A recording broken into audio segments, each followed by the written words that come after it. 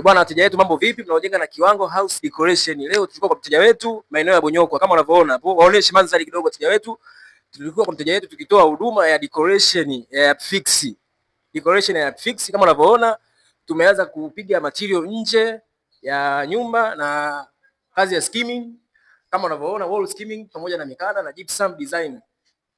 Muundo huu wa gypsum kama unavyoona wa ngazi moja. Design imepoa kabisa. Wateja wetu tunawakaribisha sana katika huduma zetu tunazozitoa, ambapo kwa upande wa nje tulidili na decoration pamoja na urembo.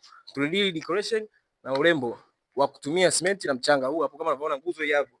Nguzo mbili zipo kwa mabano sehemu moja.